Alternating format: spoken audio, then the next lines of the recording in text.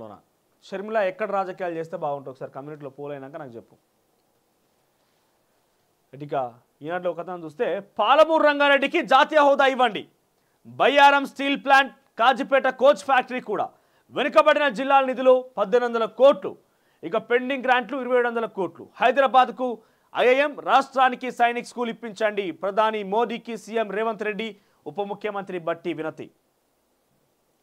ఇక తెలంగాణలో నీళ్లు, నిధులు, నియామకాల లక్ష్యాలను పూర్తి చేసేందుకు కేంద్ర ప్రభుత్వం పరంగా చేయూతను అందించాలని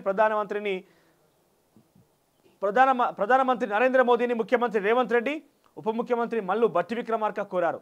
రాష్ట్రంలో కాంగ్రెస్ ప్రభుత్వాన్ని ఏర్పాటు చేసిన తర్వాత తొలిసారిగా ముఖ్యమంత్రి, ఉప ముఖ్యమంత్రి మంగళవారం సాయంత్రం 4:30 ఢిల్లీ లోక కళ్యాణ మార్గ్లోని ప్రధానమంత్రి నరేంద్ర మోదీ అధికార నివాసంలో మోదీతో హృదయపూర్వకంగా భేటీ అయ్యారు. అరగంట సేపు జరిగిన ఈ సమావేశంలో వారు రాష్ట్ర ఆర్థిక పరిస్థితులను ప్రధానికి వివరించారు. 10 ఏళ్లలో భారత ప్రభుత్వం రాష్ట్ర ఆర్థిక పరిస్థితిని చిన్నాభిన్నం చేసిందంటూ సమాఖ్య వ్యవస్థలో పెద్దన్న పాత్ర పోషించే కేంద్ర ప్రభుత్వం తగిన విధంగా ఆదుకోవాలని కోరారు. ఇక పాలమూరు రంగారెడ్డి ఎత్తిపోతల పథకానికి జాతీయ హోదా ప్రకటించాలని విజ్ఞప్తి చేశారు. వెనుకబడిన జిల్లాలకు ఇవ్వాల్సిన నిధులు 1800 కోట్లు, ఇతర పెండింగ్ గ్రాంట్లు 2700 కోట్లు విడుదల చేయాలని కోరారు. ఇక రాష్ట్ర ప్రయోజనాల కోసం ప్రధానిని కలిసాం. రాష్ట్ర ప్రభుత్వం తరఫున అడిగిన అంశాలను వినతి పత్రం రూపంలో లిఖితపూర్వకంగా అందజేశారు. అనంతరం తెలంగాణ భవన్లో రేవంత్ రెడ్డి సమక్షంలో బట్టి విక్రమార్క మీడియాతో మాట్లాడారు. ఓవరాల్గా రాష్ట్రంలో ఏదో ఒక ప్రాజెక్టుకి జాతీయ హోదా ఇస్తామంటూ గతంలో బైఫర్కేషన్ అంటే తెలంగాణ విభజన సమయంలో హామీ ఇచ్చింది గతంలో ఉన్నటువంటి యూపీఏ సర్కార్. ఆ తర్వాత తెలంగాణకి ఒక సైనిక్ స్కూలు, ఆ తర్వాత కాజ్పేట్ కోచ్ ఫ్యాక్టరీ, తర్వాత బయ్యారం స్టీల్ ప్లాంట్ లాంటి అనేక హామీలు ఉన్నాయి. సో బైఫర్కేషన్ విభజన సమయంలో ఇచ్చిన హామీలని ఆ తర్వాత తెలంగాణ దేశంలో కాంగ్రెస్ పార్టీ లేరు, యూపీఏ ప్రభుత్వం లేరు, కాబట్టి ఎన్డీఏ ప్రభుత్వం వచ్చింది. సో అప్పటి నుంచి కూడా తెలంగాణకు రావాల్సిన హక్కులు, విభజన సమయంలో రావాల్సిన హక్కులు ఏవైతే ఉన్నాయో అవన్నీ కూడా కాలరాయబడుతున్నాయి, అవన్నీ తుడిచిపెట్టబడ్డాయి. సో వాటిని పూర్తిగా పరిశీలనకు తీసుకొని వాటిని ఫిల్ చేయాల్సిన బాధ్యత మీ మీద ఉంటుంది అని చెప్పి మోదీకి చెప్తూ ఆ యొక్క హామీ నెరవేర్చాలంటూ కూడా వేడుకొని వచ్చినట్ట. మరోవైపు తెలంగాణ ఆర్థిక పరిస్థితి ఎట్లా ఉన్నది?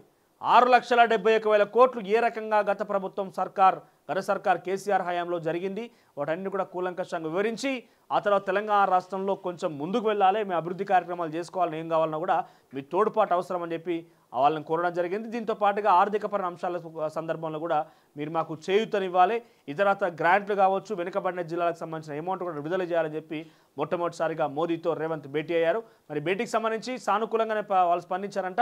ఇక పాలమూరు రంగారెడ్డికి జాతీయ హోదా విషయంలో చాలా పాజిటివ్గా ఉన్నట్టు తెలిసింది. మరి ఏం జరగబోతోంది, ఎప్పుడు ప్రకటించబోతున్నారు కానీ పార్లమెంట్ ఎన్నికలు వస్తున్నాయి. మరి కాంగ్రెస్ ప్రతిపక్షం ఉన్నటువంటి కాంగ్రెస్ పార్టీకి సంబంధించిన ఒక ముఖ్యమంత్రి మోదీని కలిసిండు.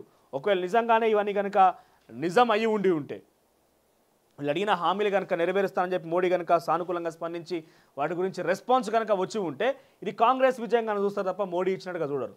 లేదా మోడీ కూడా ఇంకో రకంగా ఆలోచించి ఉండొచ్చు. ఇవన్నీ చేస్తే మోదీ సర్కార్ నిజంగానే చేసింది కానీ కేసీఆర్ కావాలని మభ్యపెట్టిందని చెప్పి మోడీ గురించి కూడా పాజిటివ్గా మాట్లాడే అవకాశం ఉంటుంది. కానీ మరి దీన్ని ఎవరికి పాజిటివ్గా మలుచుకుంటారు, ఎవరికి నెగిటివ్గా మలుచుకుంటారు, అసలు విడుదల చేస్తారా చేయరా అని ఒక అనుమానం కూడా. ఎందుకంటే మరి కాసేపట్లో అంటే ఫిబ్రవరి కల్లా ఇంకొక నెల సమయం అయితే ఫిబ్రవరిలో ఎన్నికల నోటిఫికేషన్ వస్తుంది, కూడమల్లో ఉంటుంది, మార్చిలో కల్లా ఎన్నికలు జరుగుతాయి. సో ఈ తక్కువ నెల రోజుల్లోనే ఈ పూర్తి తతంగం అయిపోతుందా అంటే ఒక అనుమానం. ఇక రాష్ట్రంలో